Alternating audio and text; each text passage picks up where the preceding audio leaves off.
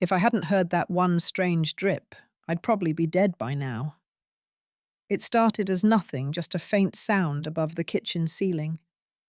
I remember thinking it was the kind of harmless leak every old house eventually gets. But it wasn't harmless. It was the first sign that my home, the one I'd built and loved for 40 years, was no longer safe. That morning felt ordinary.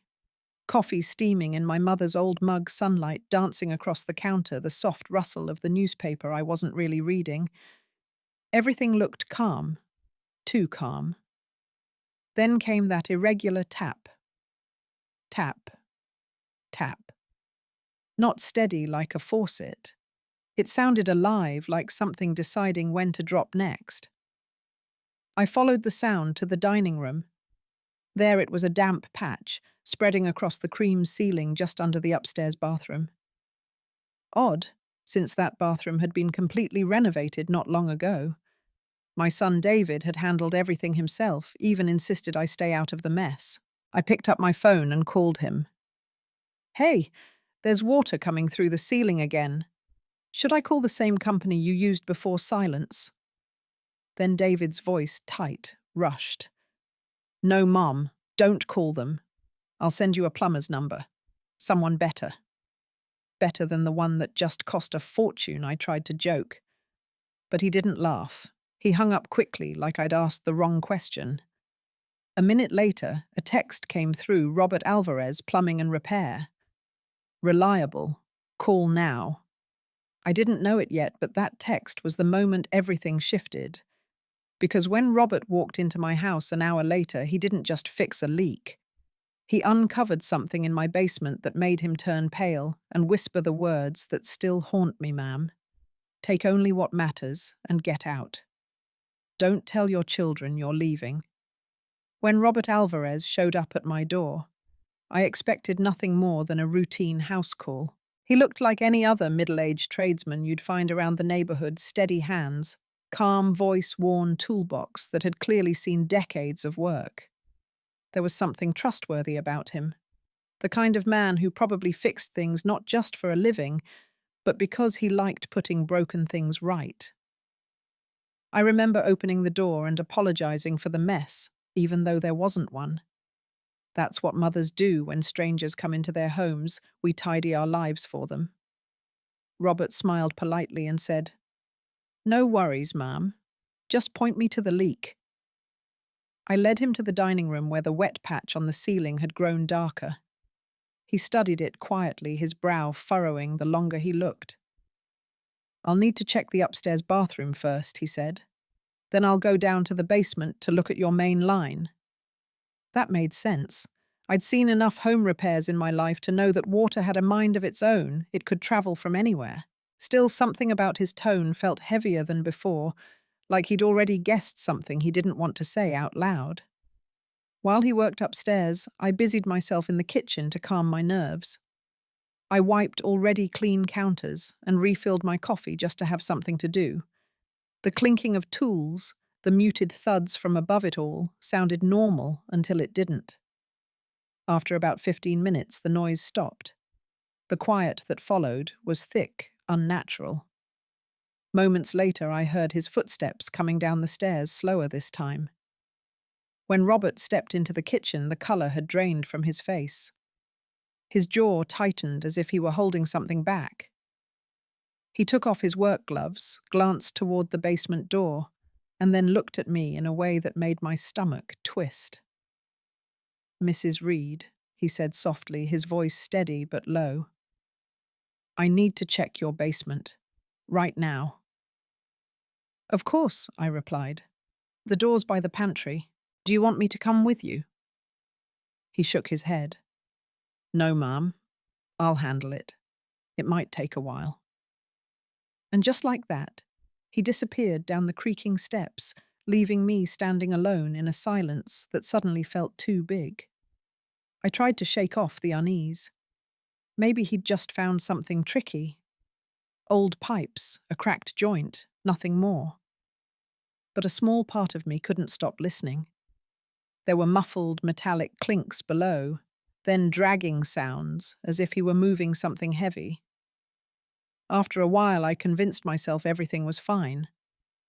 I reheated my coffee, sat at the kitchen table, and told myself I was being paranoid. My kids always said I worried too much. But then Robert came back upstairs. He didn't look like the same man who'd gone down there. His hands trembled slightly as he set down his toolbox. I noticed the sweat on his forehead despite the cool morning air. When he finally spoke, his voice was firm, but carried a hint of disbelief, like he still couldn't believe what he had seen himself. "Mrs. Reed," he began, "I need you to listen very carefully." I felt my chest tighten. "Is it a burst pipe? Is there damage?" He hesitated. His eyes darted toward the ceiling, then back to me, and then almost in a whisper he said words that didn't make sense. At least not yet. "Take only what you need and leave this house right now. Don't tell your children anything." For a moment I just stared at him, waiting for him to explain. But he didn't. He looked dead serious, the kind of serious that made you instinctively obey, even before you understood why. I laughed nervously, trying to lighten the mood. "Robert, you're scaring me. What are you talking about?" He didn't answer right away. He just looked at me. Really looked. And I saw pity in his eyes. Not confusion, not frustration, but the kind of pity you reserve for someone who's about to hear something life-altering. That was when the fear truly set in. Because deep down, I knew whatever he'd found down there, it wasn't a plumbing issue. It was something far worse. When Robert asked me to come downstairs with him, I hesitated. The basement wasn't some mysterious place to me. It was where I kept my washer, my old Christmas decorations, and boxes full of family photos. I'd gone down there hundreds of times over the years, never once feeling uneasy.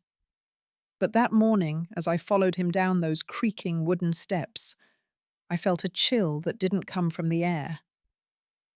Robert moved ahead of me, his flashlight slicing through the dimness.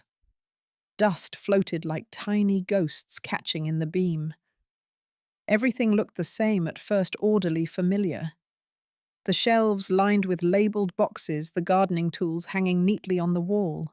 But the way Robert's shoulders tensed told me he wasn't seeing ordinary. He was seeing wrong. "Over here," he said quietly. We walked to the far corner behind the old furnace, the one place I rarely bothered to clean. He crouched down, shining his light between a cluster of pipes. I bent closer, squinting at what looked like wires. No tubes thin, clear plastic ones that didn't belong. They snaked along the wall and connected to a small metal box roughly the size of a toaster. At first glance, it didn't seem dangerous, but there was something about it that made my skin prickle. The box had compartments filled with strange colored liquids, one blue, one yellow, one faintly red. And at its center, a small digital screen blinked with red numbers counting upward in a slow, steady rhythm. I frowned. "What is that?" "Some kind of filtration thing." Robert didn't answer right away. He leaned closer, tracing the tubes with his flashlight until I realized where they led. Up, through the wall, into the ductwork that carried air to my bedroom. That was when he spoke, his voice low, but sure. "Mrs. Reed, this isn't plumbing, and it isn't a filter. It's an installation meant to release something into your air system." I blinked, not understanding. "Release what? I don't know exactly," he said. "But judging from the setup, it's chemical. The tubes connect directly to your ventilation. Whoever built this knew what they were doing." My heart started to pound. The air in that basement felt suddenly heavier, like I shouldn't be breathing it. I backed away from the wall, my knees weak. "Are you saying someone installed a device to pump chemicals into my room?" Robert looked up at me, and I'll never forget his expression. He wasn't guessing. He was certain. Yes, ma'am. And whoever did it had full access to this house for a long time. It took me a moment to speak. But no one's been down here except me. And my children. He didn't reply. He didn't have to. The silence between us said everything. The idea didn't fit into my head. Who would do something like that, and why? It felt absurd, impossible, like a bad movie. But standing there staring at that blinking device, I couldn't deny the truth staring back at me. The air that had filled my lungs every night might not have been as harmless as I'd believed. Robert turned off his flashlight and stood slowly. Mrs. Reed, I've been a plumber for over 20 years. I've seen every kind of system there is. But this was designed to hurt someone. And judging by the direction of those ducts, that someone is you. My hands trembled. The thought was too much to bear. I wanted to deny it, to find a logical explanation. Maybe an old air purifier. Maybe something from the renovation David supervised. But deep down I knew. It explained too many things: the fatigue, the constant headaches, the way I'd been getting weaker without knowing why. Robert placed a steadying hand on my shoulder. We shouldn't stay here long. You need to leave this house right now. I looked back at the device one last time, its red numbers pulsing like a silent heartbeat in the dark. For years I'd thought my home protected me. Now I realized it had become the perfect place to die, and someone I loved had made sure of it. Standing in that dim basement, I tried to make sense of what Robert had just shown me. The little metal box, the colored liquids, the tubes snaking up through the vents. It all felt surreal, like a bad dream I couldn't wake from. I kept staring at it, hoping for a logical explanation that never came. That's when my mind started piecing things together. The bathroom renovation, the timing, the sudden changes in my children. 2 years earlier, my son David had insisted on overseeing the remodeling himself. He said it would save money and let him make sure the contractors didn't cut corners. At the time, I thought it was sweet, him taking care of his aging mother's home like a responsible son. I remember baking him cookies for the crew and thanking him for being so thoughtful. But now, thinking back, I realized something I had missed entirely. During those weeks, he had complete access to every pipe vent and wall in this house. And then there was Claire. My daughter-in-law had moved back in after her divorce, claiming she needed time to reset. I didn't question it. She was fragile, quiet, always hiding behind tired smiles. I chalked it up to heartbreak. But Claire wasn't just any woman starting over. Before her marriage, she'd studied chemistry. I used to brag about how smart she was, how she could probably build a lab from scratch if she wanted. The more I thought about it, the more every piece started to click into place with cruel precision. David the builder, Claire the chemist, both living under my roof. Both here during the exact months I'd begun to feel weaker, dizzy, more tired than ever. At first I'd blamed it on age. Everyone my age does that. Every ache, every foggy morning gets filed under just getting older. But now, with the truth right in front of me, I couldn't ignore the pattern. My decline hadn't been gradual. It had followed a rhythm, almost like it had been designed. I turned to Robert, my voice trembling. You think they installed this? He didn't answer immediately. His silence said more than words ever could.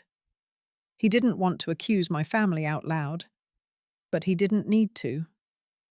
The evidence was sitting right in front of us, humming quietly through the pipes. I sank into an old chair, clutching the armrest. But why? They're my family. They've lived here their whole lives. Why would they hurt me? Robert exhaled slowly, rubbing the back of his neck. I don't know, Mum, but whoever did this had time, skill, and a reason. It wasn't random. This was planned. Planned.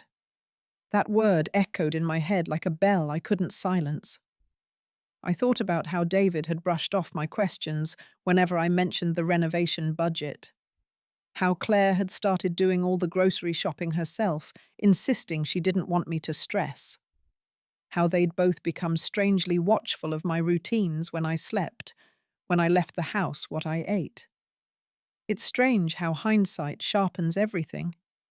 The late-night whispers I'd heard from upstairs, the way David avoided eye contact at dinner, the times Claire brought me tea that I didn't ask for. At the time, none of it stood out. That's the cruelest part of betrayal. You only see the signs when it's already too late. Robert's voice broke through my thoughts. You need to understand, Mrs. Reed, this wasn't done in a day. It required planning supplies and knowledge. Whoever did this had months to prepare. They knew your routines, they knew when you'd be alone, and they knew you wouldn't question them. I nodded slowly, though my hands were shaking. I trusted them, I whispered. I trusted them with everything. Trust. That word felt heavy now. You never realize how much you depend on it until it's gone.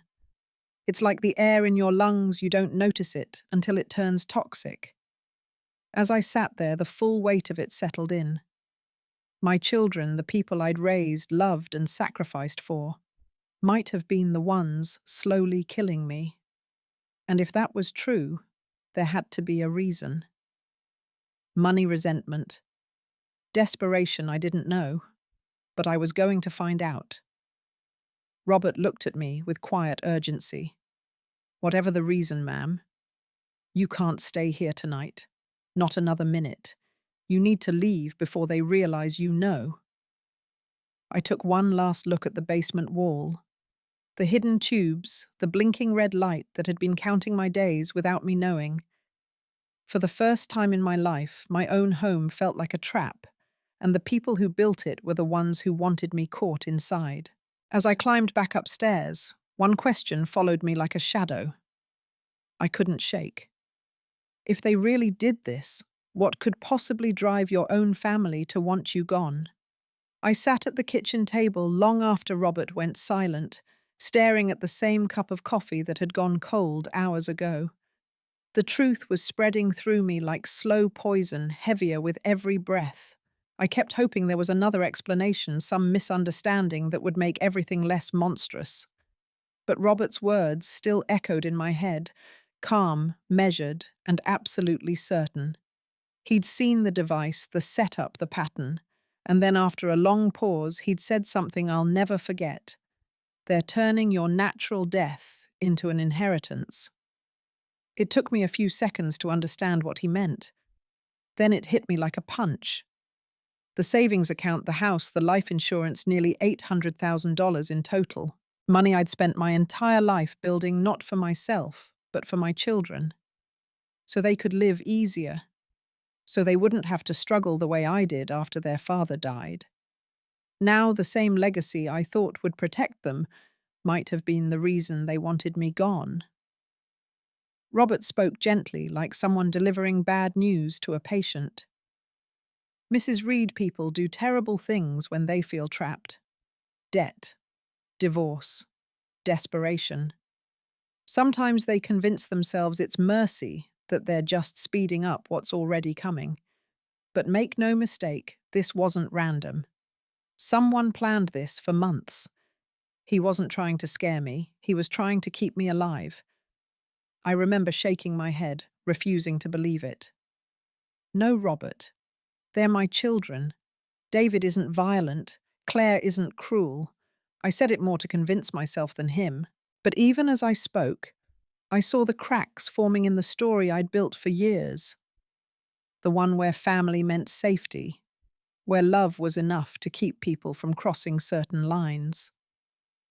David had been distant for months, his tone clipped and impatient. Claire had grown more secretive, always stepping outside to take phone calls, always changing the topic when I walked into the room. I'd chalked it up to stress, marriage issues, life being hard.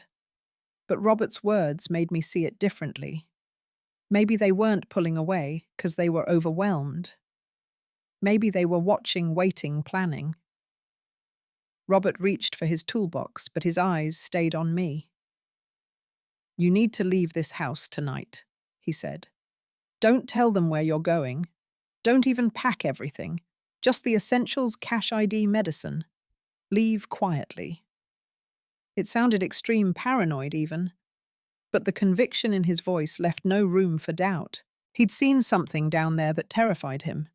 And if a man like him, a seasoned professional who'd spent decades crawling through basements and fixing disasters, was scared, then I needed to be scared too. I nodded, though my body felt frozen. The walls around me suddenly seemed closer, as if the house itself knew I was about to leave and didn't want to let me go. Then from upstairs, a sound broke the stillness, the faint creak of the bedroom floor. Claire. She was awake. My pulse quickened. If she came downstairs and saw Robert still here, what would she think? Would she realize what he'd found? Robert must have sensed my fear. He whispered, "Stay calm. Just act normal." I forced a smile, as if everything were fine, as if I hadn't just discovered that my home was a crime scene in progress. I reached for my coffee, pretending to sip, while my hands trembled beneath the table. In that moment, I understood something Robert hadn't said outright. Once trust is broken, safety doesn't live in walls anymore. It lives in your choices. And my choice was clear leave before daylight, before questions, before another accident found me in my sleep. I looked toward the stairs, listening to Claire's slow footsteps above. Every creak felt like a countdown. Robert leaned closer and whispered one last time, steady and low, "Go now. Don't turn back." As he walked out the back door, toolbox in hand, I realized that a stranger had just done more to protect me in one morning than my own family had in years. Upstairs, the house groaned again. Or maybe it was just my heartbeat. Either way, I knew I couldn't stay another minute. The moment Robert's words sank in, I knew there was no time to think, only time to act.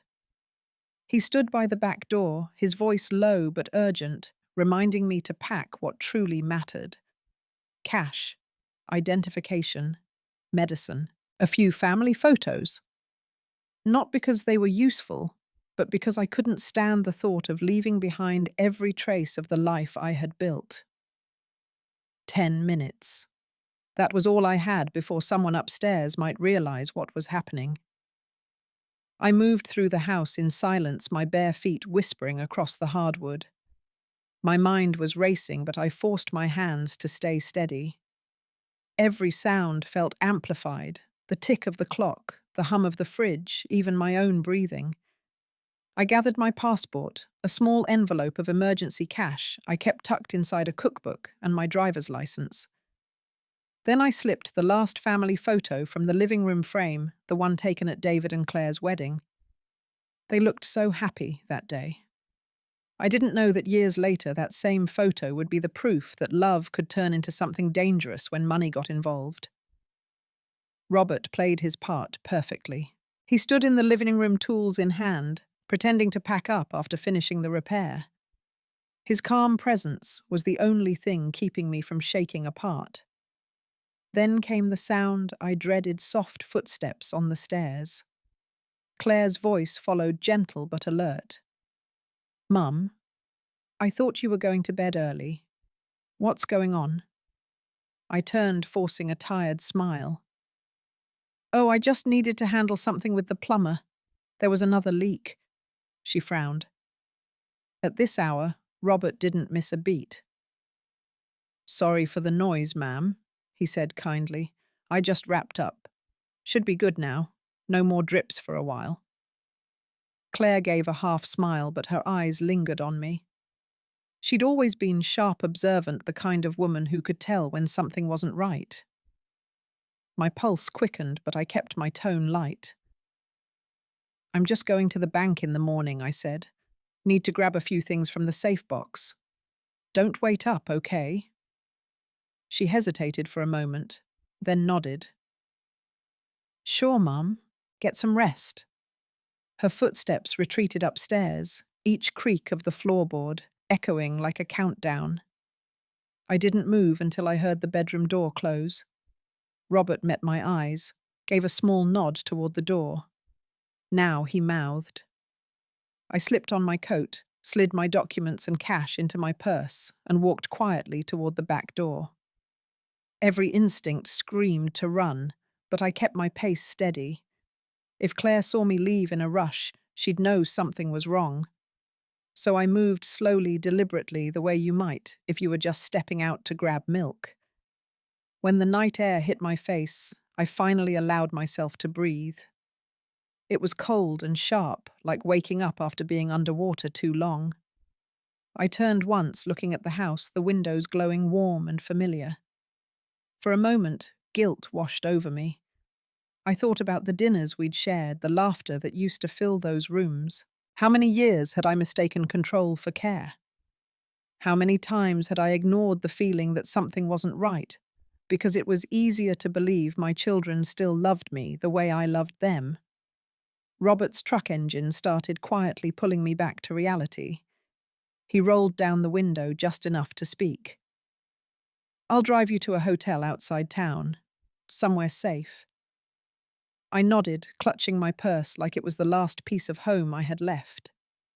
As the house faded in the rearview mirror, I thought about how strange survival can feel. Sometimes it doesn't look like fighting back. It looks like walking away quietly, pretending everything's fine until you're far enough to finally be honest. That night, I didn't cry. I didn't scream. I just sat in the passenger seat staring at the road ahead, promising myself that whatever came next, I'd live long enough to find out why. The hotel room was small but clean, the kind of place meant for people passing through rather than staying long. The walls were the color of faded wheat, the air faintly scented with lemon cleaner. I sat on the edge of the bed, still wearing my coat, unable to let myself feel safe yet. Every sound, the click of the thermostat, the hum of the vending machine in the hallway, made me flinch. Robert closed the door behind him and pulled the curtain tight.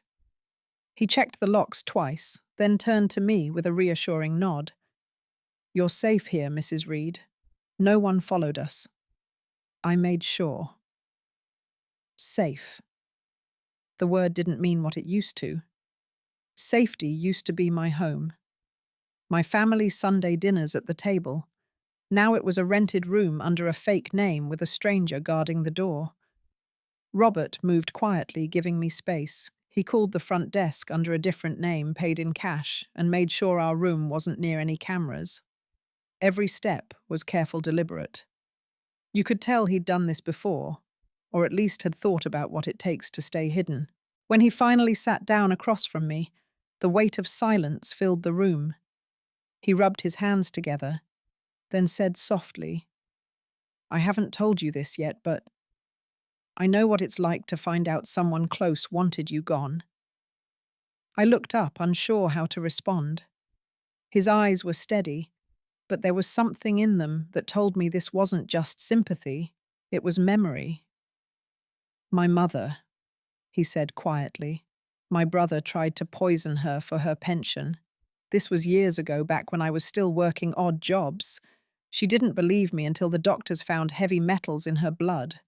By then she could barely stand."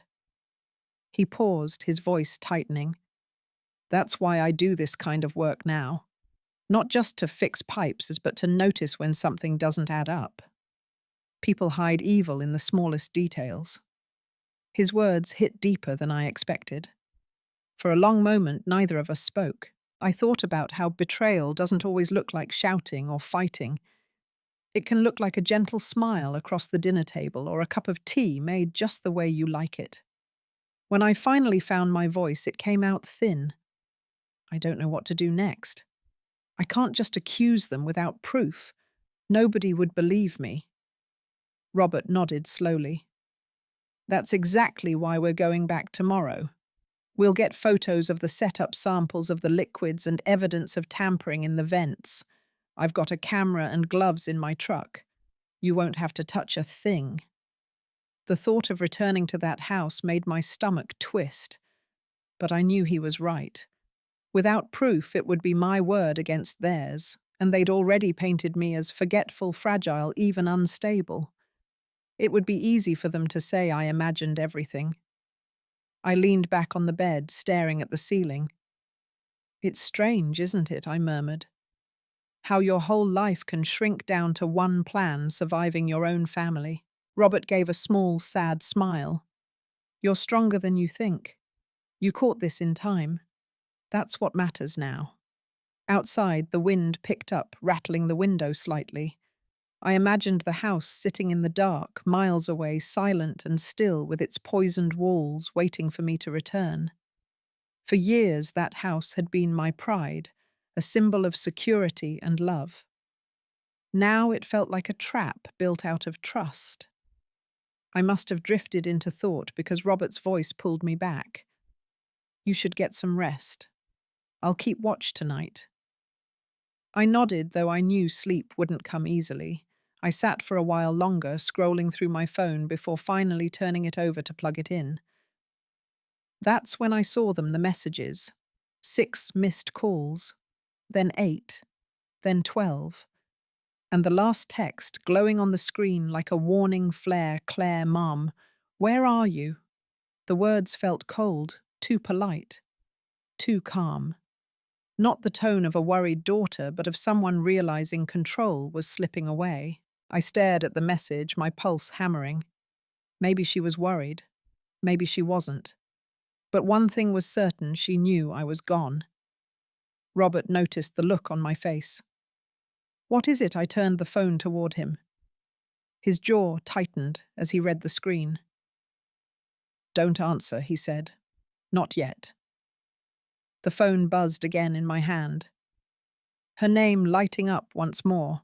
I turned it face down on the nightstand, the vibration humming like a heartbeat that didn't belong to me. That night, I didn't sleep. I just listened to the wind, to the silence, to the questions that had no good answers. And I wondered, how far would they go once they realized I wasn't playing my part anymore? By the time Robert returned to the hotel the next afternoon, the look on his face told me everything before he even spoke. He carried a folder tucked under one arm and his phone clutched tightly in the other, as if afraid to let either go. When he finally sat across from me, he exhaled slowly, his shoulders heavy with what he'd just seen. "I went back," he said quietly. "Got the photos. Got samples too. But Eleanor, there's more." He placed the folder on the table between us, opening it just enough for me to see what looked like a spiral notebook, the pages filled with careful handwriting. My stomach turned before he even explained. They were keeping notes, detailed ones, dates, symptoms, reactions. "Everything you said or did when you weren't feeling well, it's all written here." I pulled the folder closer and scanned the lines. The handwriting was Claire's. I recognized her neat loops and soft curves immediately. My name appeared again and again. March 15th, April the 3rd, June 9th. Each entry describing me like a medical experiment. Fatigue increasing after lunch, forgetful in the mornings, mild dizziness after exposure. It felt like someone had stolen pieces of my life and turned them into data. Robert continued. "While I was down there, I overheard them talking in the kitchen. They didn't know I could hear every word. Eleanor, it's worse than I thought. David owes money more than $100,000, gambling debts, and not to the kind of people who wait politely for payment." He paused, watching me absorb it. "And Claire," he said softly. "She lost everything in her divorce. Her ex-husband found out she'd been having an affair. She walked away with nothing." I stared at the wall behind him, unable to process it all at once. Debt, betrayal, desperation. Suddenly the puzzle fit together with cruel precision. The secret renovation, the tension, the way they'd started treating me like a burden instead of family. It all made a sick kind of sense. "Robert," I whispered, "are you saying they did this because of money?" He hesitated, then nodded. Money and fear. Fear of losing what they think they're owed. People do terrible things when they believe they've run out of options. For a long moment, neither of us spoke. The air in the small room felt heavy, like it carried more truth than oxygen. I kept thinking of the old saying my husband used to repeat, "You can't know a person until you've seen what they'll do under pressure." I'd just seen it in the worst possible way. Robert reached into the folder again and pulled out a small plastic bag containing a flash drive. They also mentioned a Plan B. That's what scared me most. "What kind of plan?" I asked, my throat tightening. "An accident," he said grimly. "Something quick. Something they could pass off as natural or unpreventable, a fall, a house fire, maybe even a car crash. They said they can't wait any longer. They think you've started to suspect something." I felt my body go cold. "Did they say that?" "That I know not directly," he said. "But they were nervous. They noticed your answers on the phone yesterday didn't sound right. They said you were evasive. Claire told David they might need to move sooner if you start asking questions." I couldn't breathe. Every word confirmed what I'd been afraid to admit: the act was over. They knew I was no longer the helpless woman sitting quietly in her own home, sipping tea and waiting to die. Robert leaned forward, his voice steady but firm. "We need to go to the police tonight. We've got enough now: photos of the device, chemical samples, recordings from the kitchen, and this notebook. They can't talk their way out of this anymore." But even as he said it, I couldn't stop the flood of guilt rising inside me. These were my children, the ones I had fed, comforted, raised, the ones I had prayed for every night. How could I walk into a police station and accuse them of trying to kill me? Robert seemed to read my thoughts. "Eleanor," he said softly, "they stopped being your children the moment they decided your life was worth less than your money." That sentence hit like a knife-sharp final and impossible to pull back out. I closed my eyes and saw flashes of my life birthdays, graduations, laughter around the dinner table. Moments that now felt staged, rehearsed, part of a performance I hadn't known I was watching. I opened them again and something inside me shifted. The fear didn't leave, but it changed shape into something colder, steadier. "If they want to play this like a game," I said, "then I'm going to be the one who ends it." Robert nodded. "Then we start by protecting you. No contact, no phone calls, no going near that house until we bring the police in. They can't find out where you are." But as he spoke, my phone lit up again. It vibrated against the table, over and over, as if alive. Dozens of messages stacked one on top of another. "Claire. Mum. Are you okay, Claire? You haven't answered all day. David's worried. Claire. Where are you, Claire? Please call me right now." Robert looked at the screen, his face tightening. "They know," he said. "They've realized you're not where you're supposed to be." The phone buzzed again, louder this time. I didn't touch it, because deep down I knew the next message wouldn't sound like concern. It would sound like a warning. That night the phone never stopped buzzing. Each vibration felt like a pulse in the dark, a reminder that no matter how far I'd run, the past was catching up. I'd turned the screen face down hours ago, but I didn't need to see the words to know what they said. Robert sat by the window, half lit by the streetlight outside, watching for shadows that didn't belong there. When I finally picked up the phone, there were dozens of missed calls, half from David, half from Claire. And then came the messages. "Mum, please call us. We're worried about you. This behavior isn't normal. We just want to make sure you're okay." At first they sounded like concern. But after everything I'd learned, the words read like rehearsed lines in a play I hadn't agreed to join. Then came the one that stopped my breath. Mum. We spoke to Dr. Keller. He said it's common for older adults to experience confusion and paranoia after long periods of stress.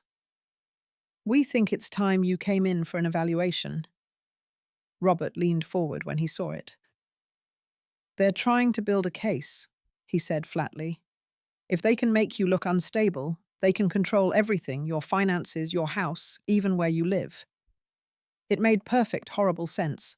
If poisoning didn't work, they'd destroy my credibility instead.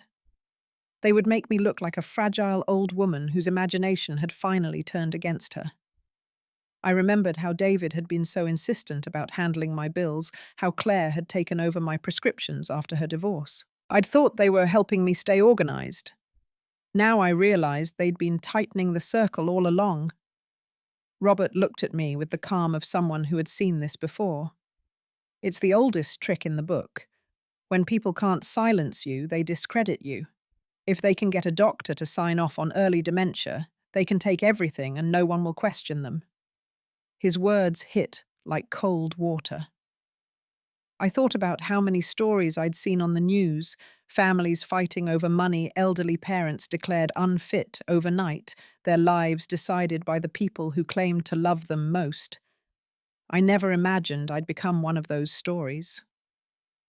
The phone buzzed again, but this time it wasn't from them. The number was unfamiliar. The message was short. We know where you are, room 207. I froze. The room suddenly felt smaller, like the air itself had turned solid. Robert took the phone from my hand and read the text. His expression changed instantly. How could they know this? He muttered, scanning the corners of the ceiling, the hallway through the peephole. You didn't tell anyone where we were? Only you, I whispered. He thought fast. Then they must have tracked your phone or mine. Maybe they saw my truck at the hotel earlier. We need to move. Now. I could barely think. But where? What if they're already downstairs? Robert's voice was steady, all business. We'll go through the back exit. There's a side staircase near the laundry room. I parked 2 blocks away, no cameras there. Grab your things. As I packed, my mind raced. Every sound in the hallway felt amplified. The elevator dinged footsteps, a door closing. My fingers shook as I stuffed my documents and wallet into my purse. Then another message appeared. This one from Claire. Mum, we're at the hotel. Please don't make this worse. You're confused and we just want to help. David is calling the doctor now. Robert saw it too. They're setting the stage, he said quietly. If we stay, they'll make it look like a mental breakdown. They'll tell the police you wandered off, that you're not safe alone. They've probably already rehearsed what to say. He wasn't wrong. I could almost hear their voices in my head. Soft, careful, convincing. She's been acting strange for months. Forgetting things. Talking about conspiracies. We just want to get her treatment. It was the perfect cover. They didn't need to harm me anymore. If they could convince the world I was losing my mind, they could still take everything without a single bruise on my body. Robert placed a hand on my shoulder. Eleanor, listen to me. What's happening isn't your fault. But right now, your silence is your protection. Don't answer them. Don't open that door. We'll leave quietly, just like before. I nodded, trying to steady my breathing. The irony wasn't lost on me. My own children were trying to erase me, and the only person I could trust was a man I'd met 48 hours ago, fixing a leaky pipe.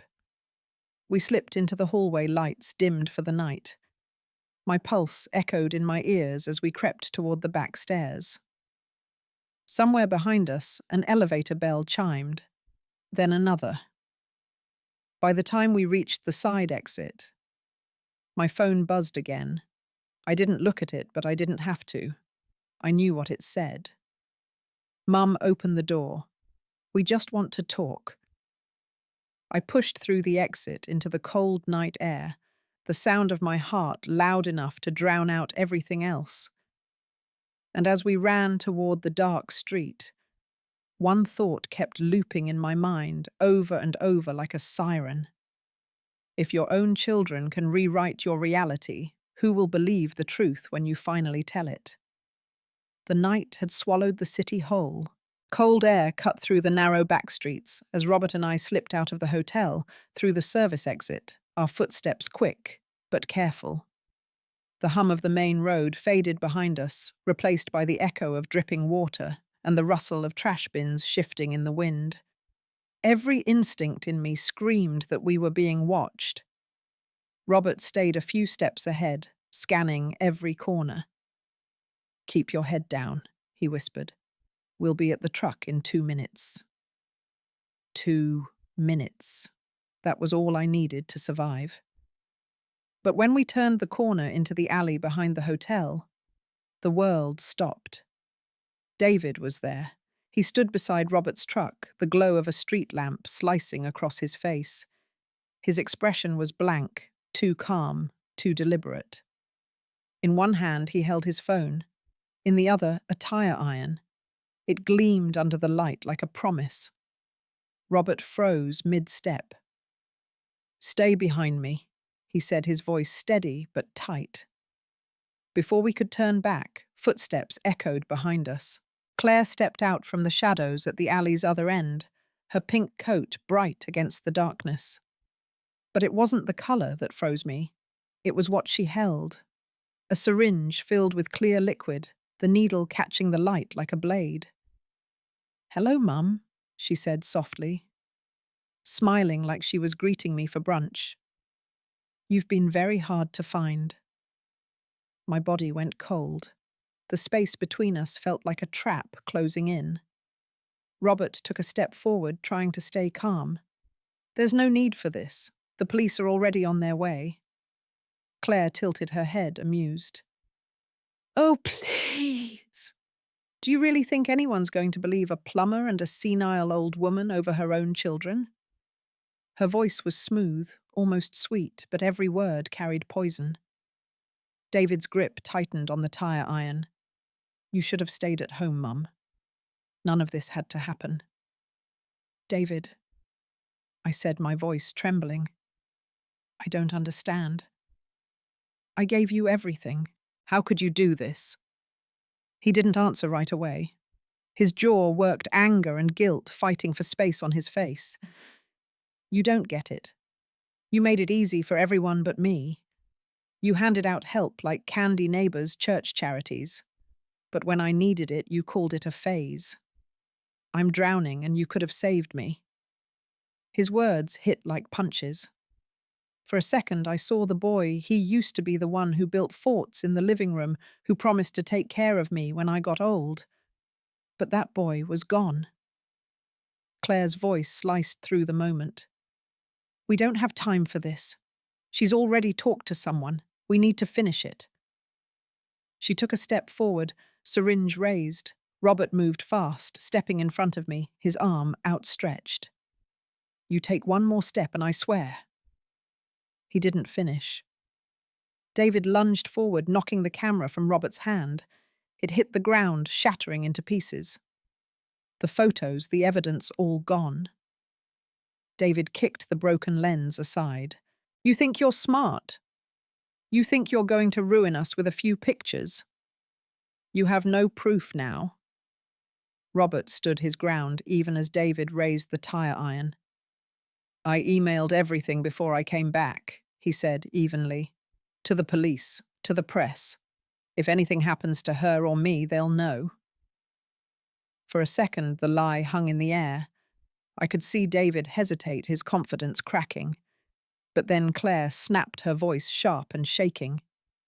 "He's bluffing. Just do it." I saw her hand tighten around the syringe, her knuckles white. My heart hammered so loudly I could barely hear. I thought of every warning Robert had given me, every moment I'd ignored the truth, because it hurt too much to see my own children as monsters. Then just when I thought the world would go silent forever, the sound came sirens. Distant at first, then closer, louder, filling the alley with red and blue light. Claire froze mid-step. David dropped the tire iron, his face turning pale. Robert exhaled, his hands still raised. That he said is the sound of people who will believe her. 2 police cars blocked both ends of the alley, officers spilling out with flashlights drawn. One of them shouted for everyone to freeze. Claire's voice cracked, hysterical now. "You don't understand. She's sick. My mother's delusional. We were just trying to help her." But her words sounded desperate, rehearsed one time too many. I couldn't speak. My body shook, but not from fear anymore. It was something else. Relief, grief, exhaustion, all tangled together. I watched as they were handcuffed, their voices fading under the officer's commands. David turned his head as they led him away. For a second, his eyes met mine. I wanted to find anger or hatred there, something to make it easier. But all I saw was emptiness. As the sirens faded, Robert knelt beside me. "It's over," he said quietly. But deep down, I knew it wasn't. Not really. Because some betrayals don't end with handcuffs. They echo. They live in the silence after the shouting stops, in the questions that never get answered. That night, under the cold glow of police lights, I learned the most painful truth of all. You can lose your home, your money, even your health, and rebuild. But once you lose the trust of your own blood, there's no going back. For a moment, everything was chaos.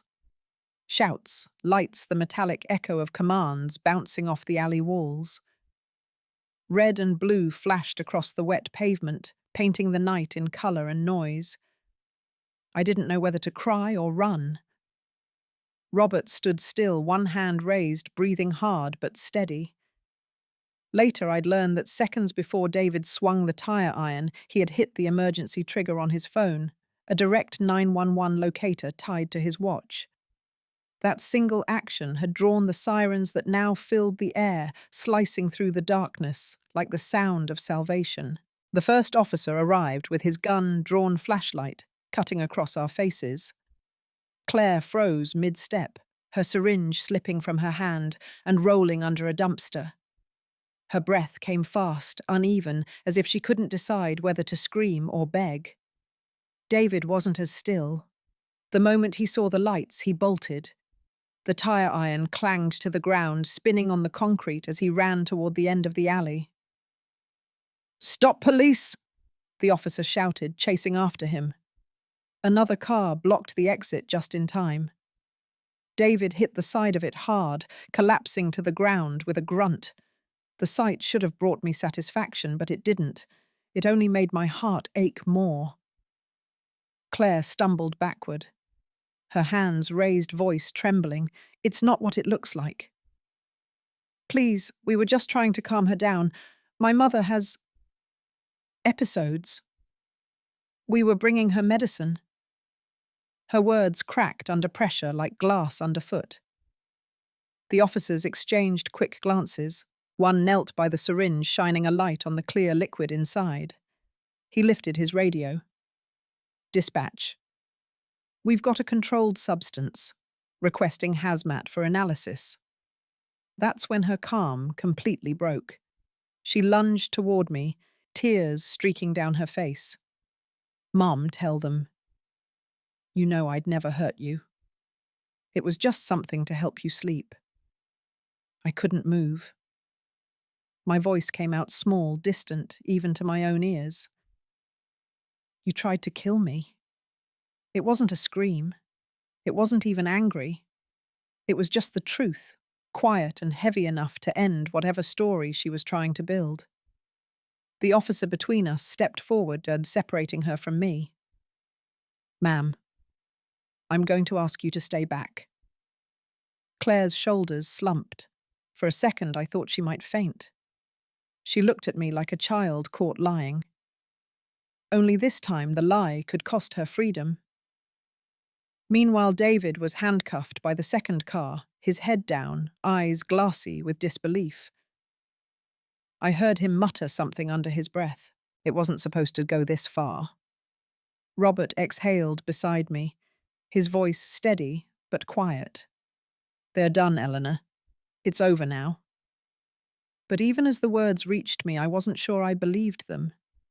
Because behind every arrest, behind every set of flashing lights, there's still the question of what comes next. I watched as the officers catalogued the syringe, the broken camera, and the scattered items from Robert's bag. One turned toward me, gently asking if I was hurt. I shook my head, still unable to find words. The only thing I could hear clearly was the ringing in my ears, the echo of sirens fading into the distance, replaced by the hum of an ambulance engine nearby. Claire was led away first. Her voice, once confident and sharp, was reduced to desperate whispers. "She's sick. You don't understand." "She's confused." But this time nobody was listening. I looked at Robert, who gave me a small, tired nod. "They can spin whatever story they want," he said. "The evidence will tell the truth." He was right. The chemical samples, the photos, even the traces left in the vents would speak louder than any lie. But another thought hit me like a sudden chill. What if they had already destroyed it? What if, before chasing us down, they had gone back and wiped the house clean? That fear rooted itself deep in my chest, and I couldn't shake it. Because I knew how methodical Claire was, how David planned things down to the minute. If they'd sensed the walls closing in, they wouldn't have left anything behind. As the officers took my statement, I glanced toward the empty street. The house, miles away, standing in my mind like a dark monument to everything I'd lost. I wondered what it looked like now, quiet, spotless, maybe even hollow. Robert seemed to read my thoughts. "We'll go back," he said softly. "Not tonight, but soon. Whatever's left, we'll find it." I nodded, though my eyes stayed fixed on the alley's end where David had vanished minutes ago.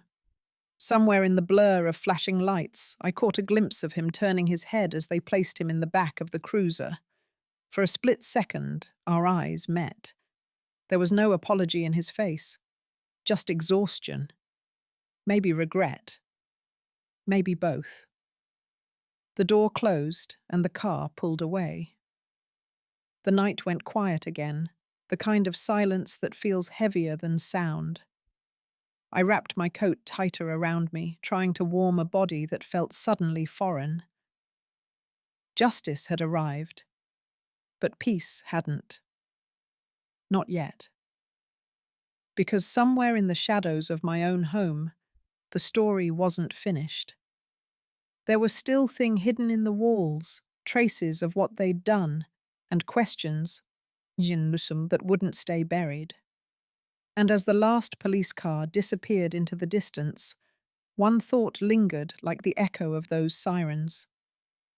The danger may be gone, but the truth still waits behind a locked door. 3 days after the arrest, I stood in my driveway again. The house looked exactly as it always had. White siding, trimmed hedges, the faint hum of the wind chime by the porch.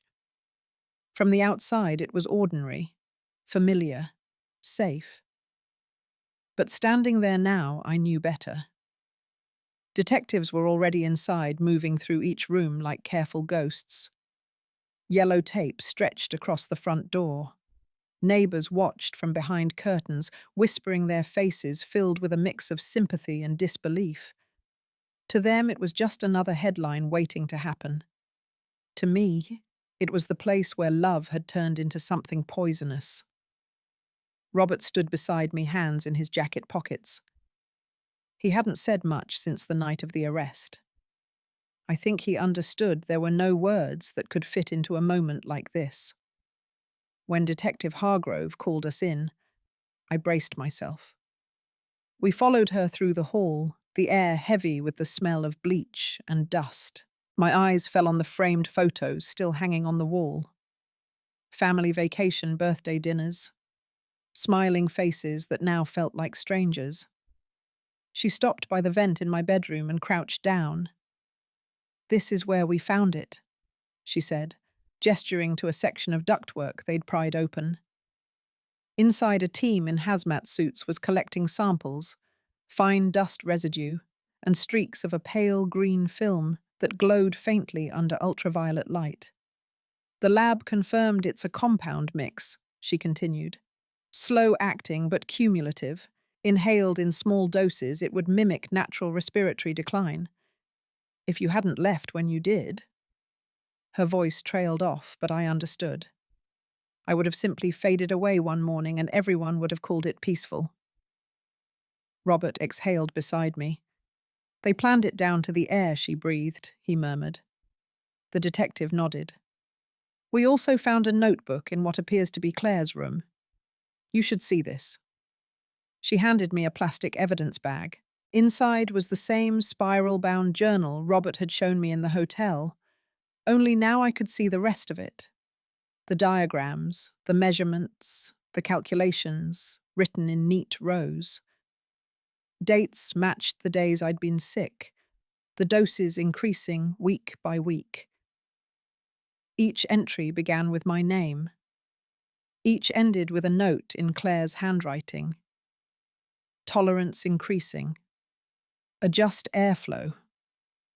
I stared at the pages until they blurred.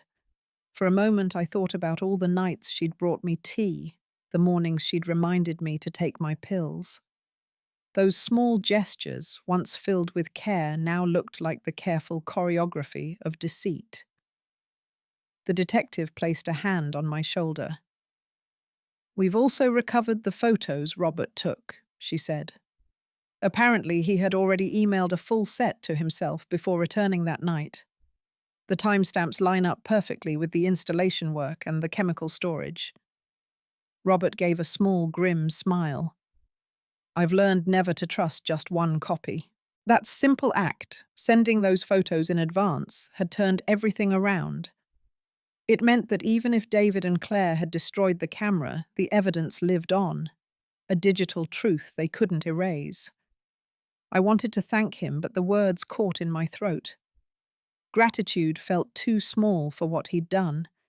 He hadn't just saved my life, he'd given me back the right to be believed. The detective closed her notebook. "We'll move forward with the charges: attempted homicide, fraud, conspiracy. You'll be safe now, Mrs. Reed." Safe. The word felt empty. I nodded politely, but inside I knew safety wasn't something you return to after a storm like this. It's something you rebuild brick by brick in smaller, quieter ways. When they finally left, I wandered through the house alone. The floor creaked in familiar patterns, and sunlight spilled through the kitchen window like nothing had changed. But everything had. I stood in the living room and looked at the photo on the mantel. The three of us smiling under the oak tree in the backyard. It had been taken on a summer day, when the world still felt simple before debt, before betrayal, before fear. I should have felt relief. I should have felt justice. But all I felt was hollow. Because the truth about justice is that it can punish the guilty, but it can't heal the innocent. The system can lock people away, but it can't erase the nights you lay awake, wondering how love turned into danger. Robert returned from outside carrying 2 cups of coffee. "You don't have to stay here," he said quietly. "You can sell it. Start somewhere new." I looked around the room. The chipped paint, the worn couch, the life that had happened inside these walls, and shook my head. "Not yet," I said. "If I leave now, they win twice. Once by trying to kill me, and again by taking my home." He nodded, understanding without pressing. We stood there for a long while, sipping coffee in the house that had nearly become my tomb. The air felt different now, cleaner somehow, even with the scent of chemicals still faint in the vents. Outside, the wind picked up, carrying the soft chime of the bell by the porch. It was the same sound that had filled this home for decades. Only now it felt like something else, a reminder that even in the quiet aftermath of betrayal, life keeps moving. Justice had been served, the truth was out. But peace, I realized, would take longer. And as I watched the light fade across the living room floor, I couldn't help but wonder, when your children become your enemies, can forgiveness ever truly follow justice? It took almost a year for the trial to end, a year of questions hearings and days that seemed to blend into one long, exhausting blur. The courtroom became the place I both dreaded and depended on, a sterile space where truth was no longer whispered in fear, but spoken out loud for everyone to hear. When the verdict finally came, the world felt strangely quiet. David was sentenced to 25 years in federal prison. Claire got 20. I sat in the front row as the judge read their names, my hands folded tightly in my lap. They didn't look at me once. David kept his eyes on the floor, his shoulders stiff, his face hollowed out by months of confinement. Claire sat perfectly still as if she'd turned to stone. The prosecutor called it one of the most methodical cases of familial betrayal they'd ever seen. I didn't need the label. I'd lived it. When it was over, people congratulated me for being strong. But strength didn't feel like the right word. Strength implies choice. I hadn't chosen to survive, I'd simply refused to die. After the sentencing, I walked out of the courthouse into the thin winter sunlight. Snow was falling lightly, melting as it touched the concrete. Reporters stood nearby, shouting questions I didn't answer. My voice had already told its story. A week later, I sold the house. It wasn't easy. Every wall carried a memory, and every memory carried both warmth and warning. I packed the essentials, photos, letters, a few pieces of furniture, and left behind the rest. The house had been my fortress, once then my prison. It didn't deserve to become either again. I moved to a small coastal town in Oregon, a place where mornings smelled like salt and rain. My new home was modest, a one-story cottage with peeling white paint and a view of the ocean that changed color with the light. Some days it looked like steel, other days like glass. I liked that. It reminded me that beauty can shift, and that peace, like the tide, comes and goes, but always returns. Robert helped me move in. He carried boxes, fixed the leaky faucet, and refused to take a dime for it. He came by often in those first few months. Sometimes with groceries, sometimes just to talk. He never treated me like a victim. He treated me like a person who had seen too much and still deserved to be seen. Over time, he became more than the man who saved my life. He became family, the kind you choose, not the kind you inherit.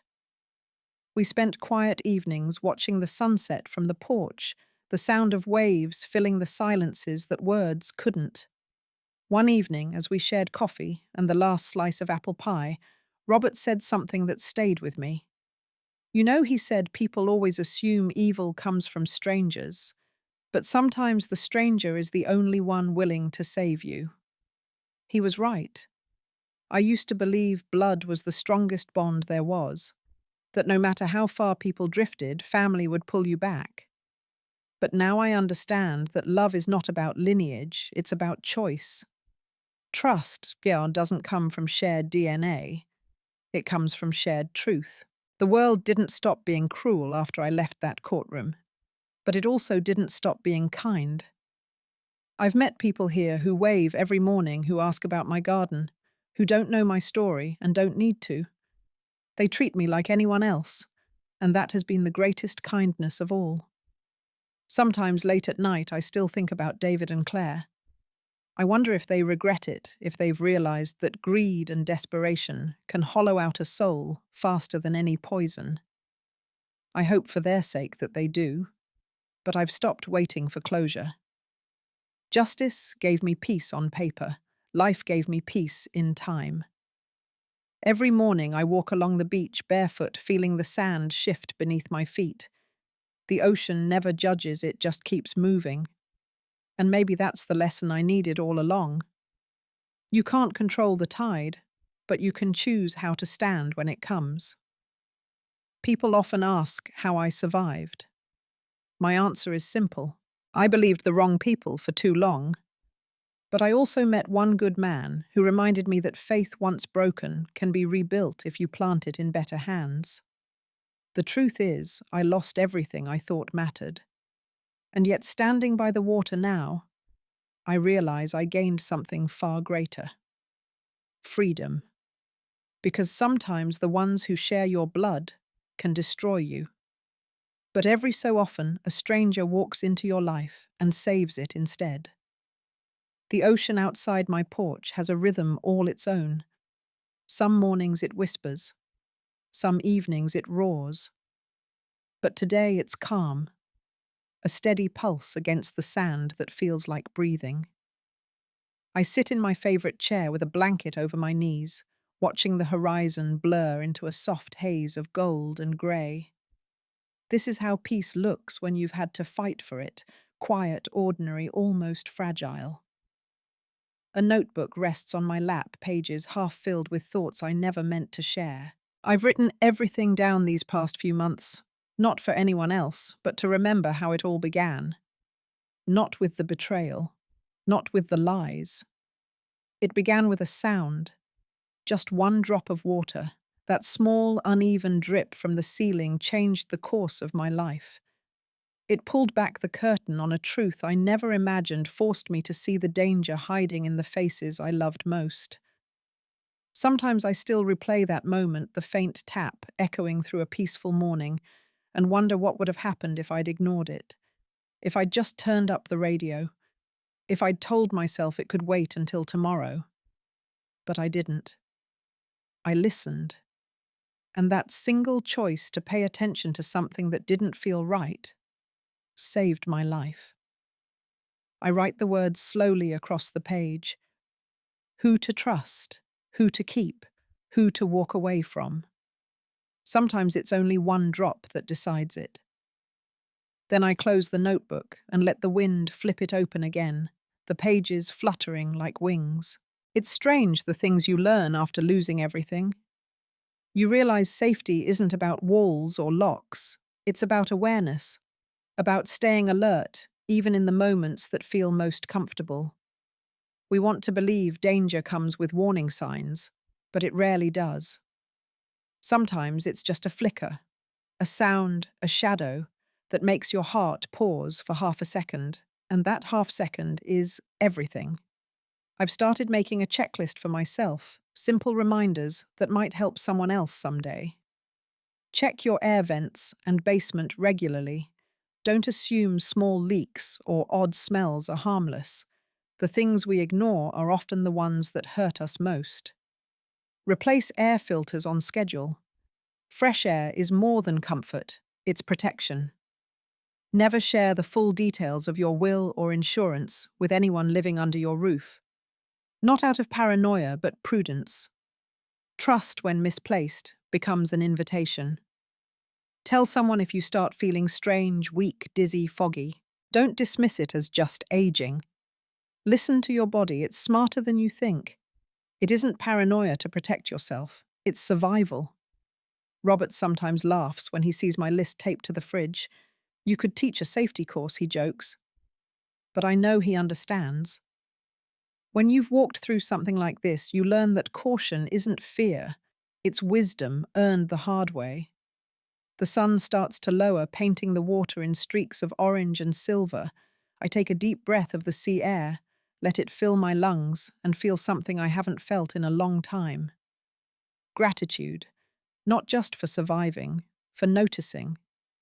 Because that's what saved me, not strength, not luck, but the simple act of paying attention. As I set down my pen, I think about the people reading this someday. People who might feel that something in their life isn't quite right, but can't explain why. Maybe a noise, maybe a feeling, maybe a silence that feels too heavy. And I want to tell them this. Don't ignore it. Don't wait for proof. Trust that first instinct. Because sometimes everything that matters begins with one sound you almost dismissed. One small ripple that reveals the storm underneath. One drop of water that can change everything. If it were you, would you have trusted that first drip? Would you have listened?